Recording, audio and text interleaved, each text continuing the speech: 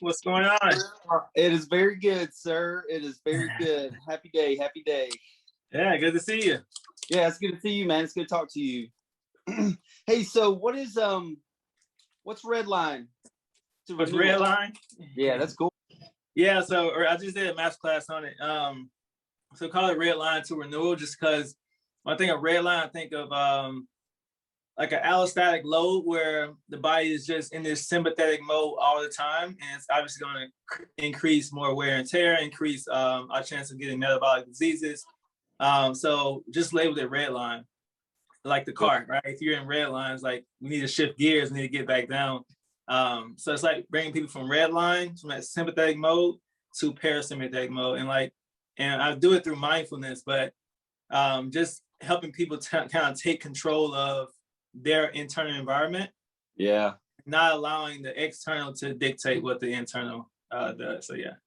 So from a chiropractor standpoint, we're pretty well versed in this parasympathetic sympathetic thing.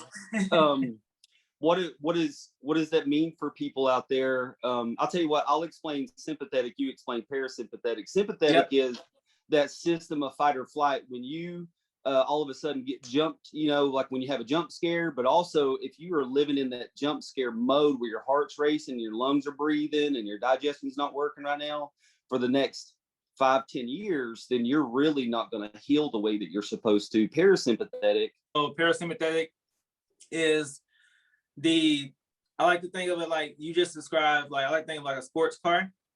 I'm big in cars, I love cars. And you know how a sports car has the sport mode or has the driving mode. And you just described the driving mode, not driving mode, but the sport mode. And then the parasympathetic state is more of the driving mode. It's like your everyday driving. It's not going over 100 miles an hour, cutting corners. Like it's not that. It's just the everyday driving. So it's the maintenance. It's where our body heals at. It's where our body is more relaxed. And this is a state that we should be in majority of the time. And just like you said, the sympathetic state is a state of more fight or flight, more survival state. And this should be only temporary. But what we're seeing today is that most people are living in a sympathetic fight or flight state all the time. And it's not healthy. That's part of that's the media in America, just pressing the buttons all the time. The other part is that we haven't learned these mechanisms in our own life to deal with this amount of stress. What a heavy amount of stress is. I remember, and I was going to ask you about something that you wrote, and it goes along with this. I remember my mentor when he would go. He this happened a couple times to him. He went to the airport.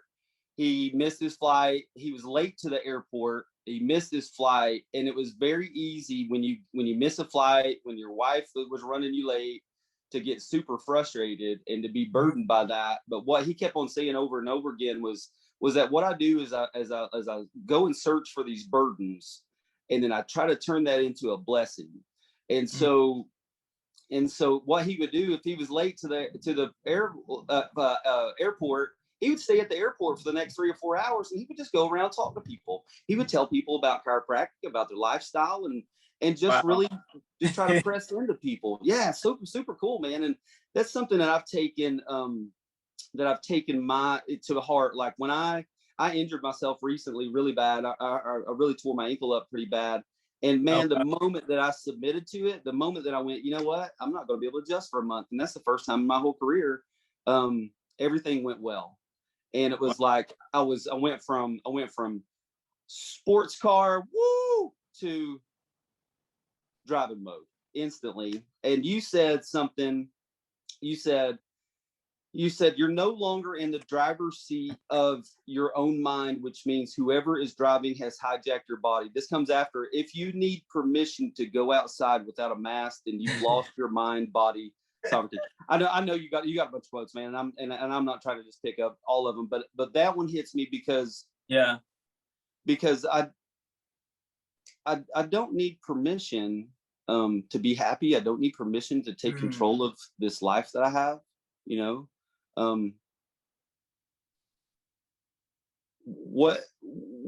how does somebody somebody start to get in their own driver's seat? Like okay, so you're driving the car for me, right? Media, my doctor, everybody else is driving the car for me. And I say, hold on, man, stop the car. I'm getting out. I want to drive. What's my first couple steps to driving my own car, my own responsibility? Well, I think it comes down to first recognizing that someone is driving your car. Okay. Yeah. Because I mean, some people don't even know, right? Yeah. And so, and that does go tie back into what we're talking about, the parasympathetic and the sympathetic, because when we are in this sympathetic mode, then we aren't able to tap into the thinking part of our brain. Like we're just in the survival part of our brain. And so if we're not actually thinking and like doing discernment, any of these things that's in the prefrontal cortex, then essentially we can't be in the driver's seat. So it's important for us to get back to the parasympathetic state that we just talked about. And that can be done through many ways. People, just say my way is just more for mindfulness. People do exercise, breathe work, breath work. So it's different mechanisms to get into that. Even like cleaning and just moving around, dancing, like that, like anything that really like puts you in this like meditative state, is the way that I've seen to help us get back to our more natural self. Right. Hey, this is part of the future of healthcare, isn't it? It's consciousness and this self-awareness and thinking for yourself. It really is. It really, and I'm starting to see it, and it's really cool, man, to see doctors like you. I mean, you know, I was introduced, and I said this last time, and I kind of want to talk about this before, was I was introduced to you by, you know, just scrolling on Instagram. I see this real laid back adjustment video. I was like, man, I need to talk to this guy. It was just like the best. Is this the best feeling? You know, your vibe in your clinic is really just the coolest. I think that we really, as a natural doctor, as a chiropractor, we went through a lot of philosophy classes. Remember, we had a lot of philosophy, and even when we're going through those philosophy classes, I know you were thinking at least a couple times, man, I don't want to hear this. I don't need this. But the reason that those guys were teaching this stuff was to prepare us for such a situation as for today. And we get to be a foundation for millions of people out there that are lost in their healthcare. When people go to the chiropractor, what's the benefit? Why are we going to the chiropractor? Not just pain relief, but there's people that come to the chiropractor for all kinds of reasons. When an adjustment happens, power happens. We say the word power all the time. Power's on, dude. Power's on. What is chiropractic? What is this that you're doing with your hands here? Yeah. So I think it's important to understand the fact that if I ask someone how a bird nest is made, right? How they make their bird nest. And then most people are like, oh, I never thought about that. And if they think about it, it's like, oh, it's nature. It's just part of them, right? So it's just a part of them. And sounds like, okay, then take this same thing. We call it nature, but in chiropractic, we call this instinct, innate intelligence. So first recognize that there is an intelligence that's inside of you that's controlling. If we cut ourselves, we heal. If we have a fever, it's doing that for a reason. If we have food poisoning, it's doing that for a reason. And it's intelligent, and we don't have to do anything, even think about it, or even do it. Like it just does on its own, right? So I think if we can recognize that first, right? Recognize that first, and then now the next step is, how does the intelligence actually work? Because it needs a vehicle, and the vehicle is the nervous system. And then I was like, okay, what protects your nervous system? Because this is an important system, you would say. So it needs some protection. So it needs, all right, then, the spine protects your nervous system. Yeah, exactly. So it means that we have a problem with our spine, with our protection. That means that our nervous system now is exposed, and now it can't function at its capacity. So it means that the innate intelligence that's utilizing that vehicle isn't able to do its job efficiently.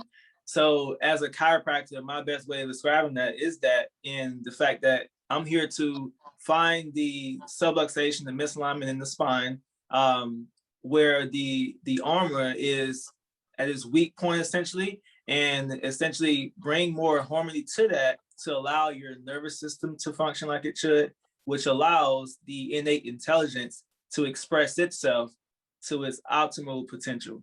I've never heard the spine described as armor before. That's good. So yeah, that's good. So we have this armor. We have this, like your heart has beaten a bunch of times since we've been on this call. Mine has too. My eyes are blinking. My lungs are breathing. I'm not telling my body to do that. It's doing it on its own.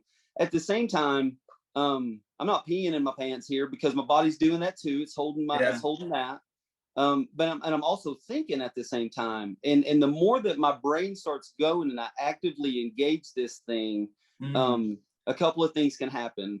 Number one, I can engage this healing part of my body, and I can meditate on it. I can go deeper in it, and I can get closer to myself, or I can get way out of myself and get involved with all these different parts of life that maybe or maybe not I should be involved in, and my body becomes stressed out.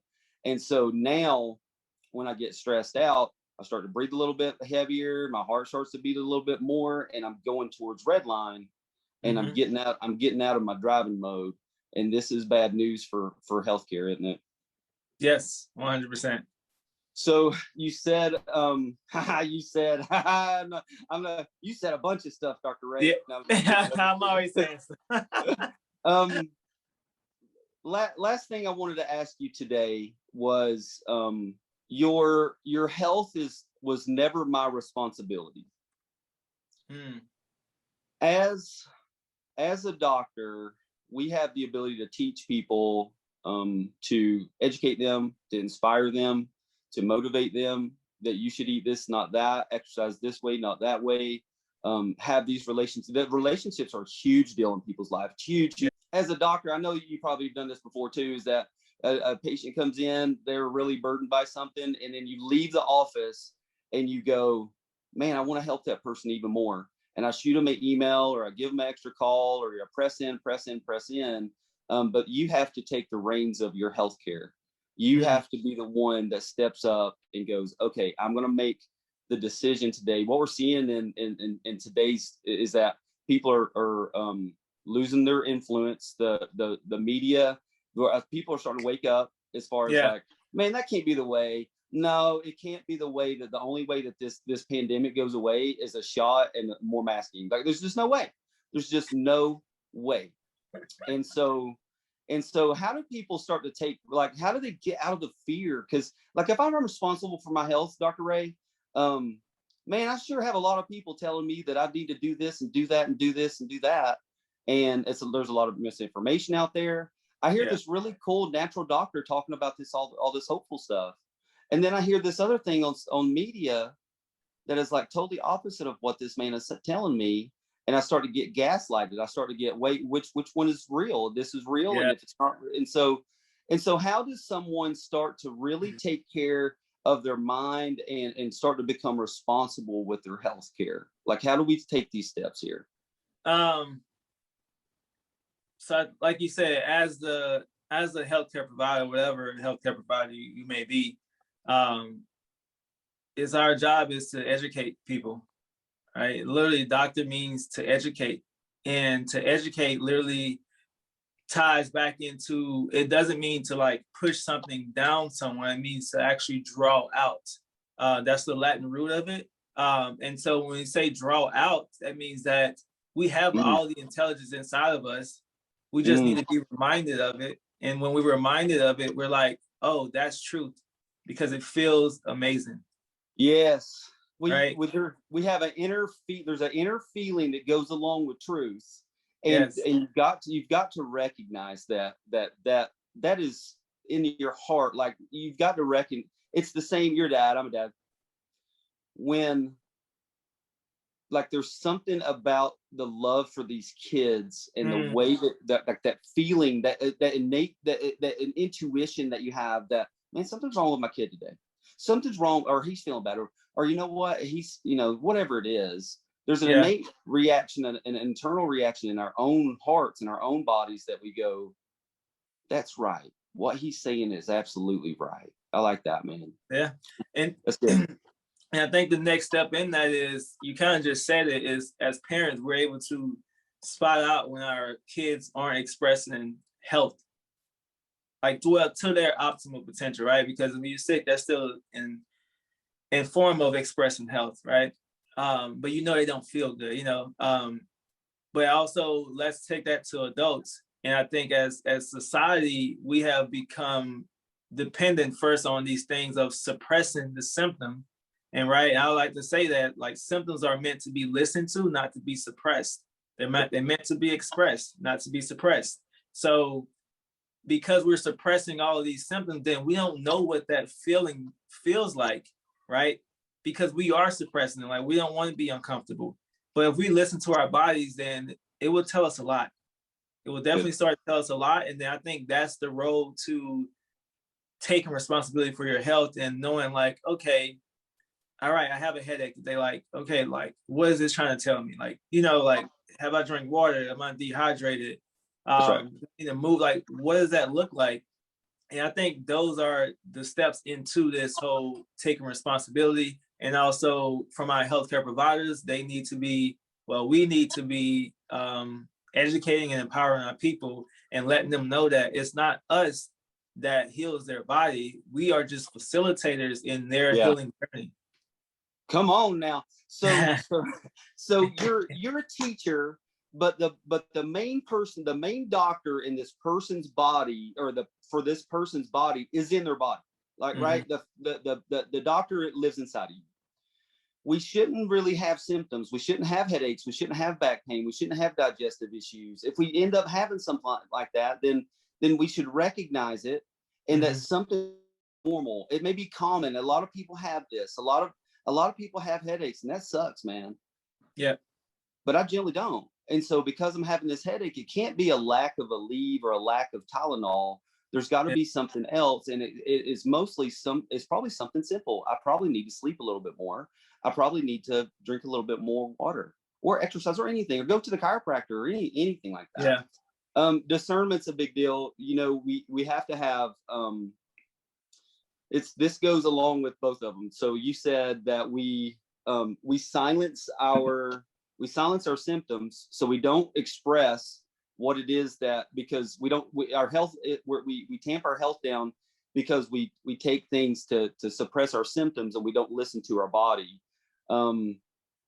We also silence, we also so loud in our daily living that we silence our minds, and our mind can't express itself. And so this combination of our mind and our body being suppressed leads to suppression. It's almost a form of oppression, where we collectively, as a population in this country, that we seem to be this way.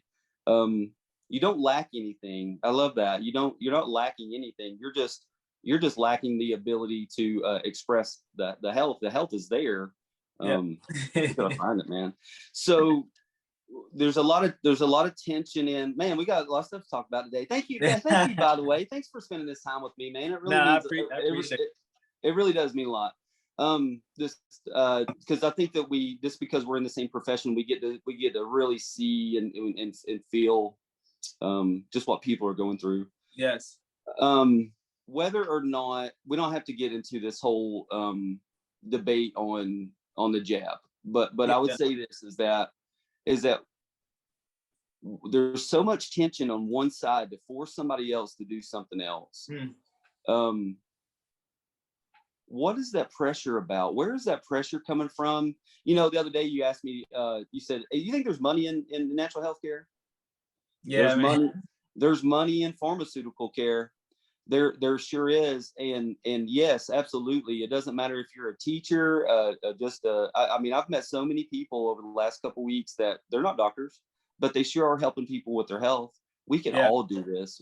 Every single person can do it. This is like a treasure trove if you wanted to participate in it. But the problem is that you're gonna start taking money from that corporation, right? Well, why is it okay if people don't, Dr. Ray? What if, like, people don't participate in that healthcare? They have their own responsibility. They have their own discernment. That's a big deal. Discernment, man. How do we get along with each other throughout this? It's a big thing. Like the division, the separation, the different sides, the two different sides, or whatever it may look like. And I think it's just, we need to come from a place, and it's always going to be there. It's like it always comes back to love. Like always come back. It always comes around. It's like, just come from it. Like, what's the intention?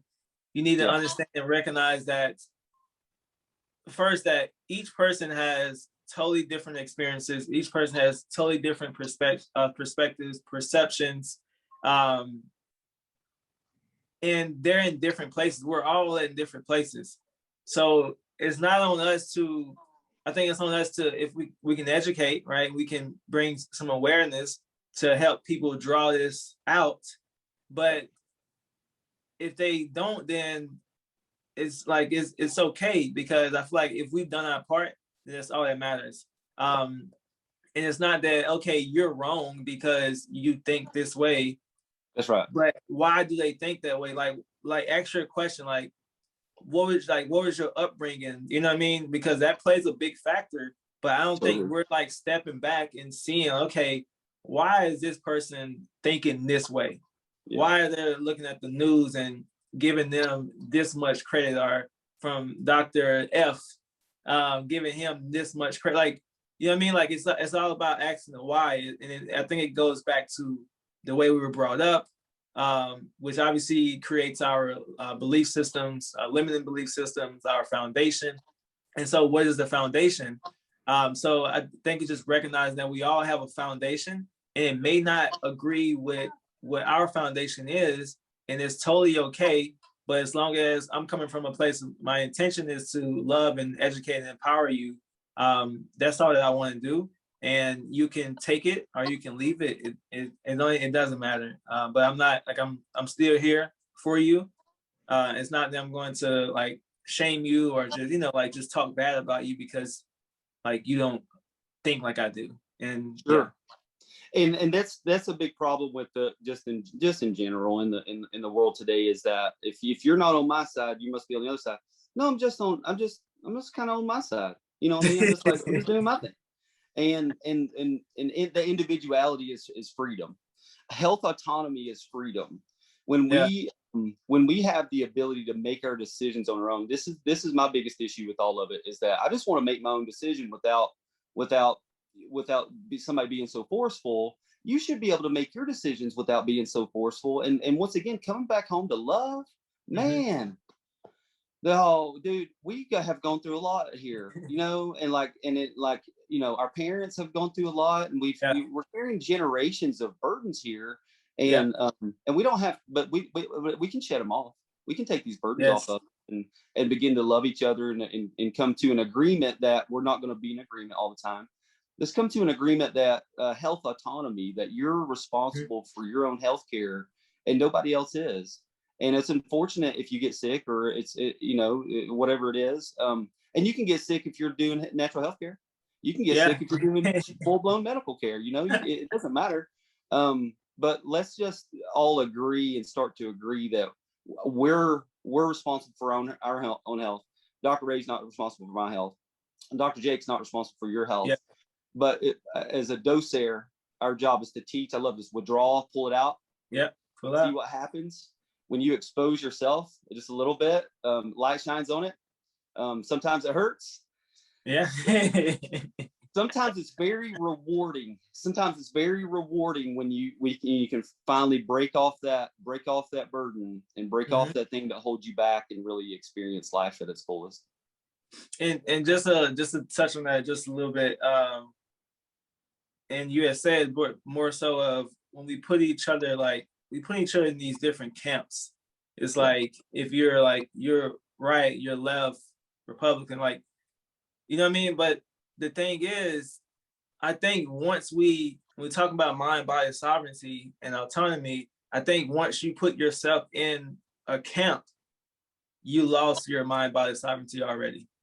Because you're no longer thinking for yourself. You're thinking how this camp thinks essentially? Are you thinking how this camp thinks? So Yeah. you're no longer thinking for yourself either in those things. So you putting yourself in the camp of, oh, I'm like vaccines, or I'm here. Like the human, like life is dynamic. We can't put ourselves in one camp or the other. It doesn't work that way. Yes. Yeah, we're like fluid, right? We should be able to go through everything. Yeah. So, hey man, time's up. I thank you so much for being on here. Thank you so much for giving me the time. Maybe in another 6 or 8 weeks we'll get on the horn. It's really an honor, dude, to talk to you. I really appreciate it. I love this, and like, it's just to be able to kind of pour back into each other and just connect. So I love it.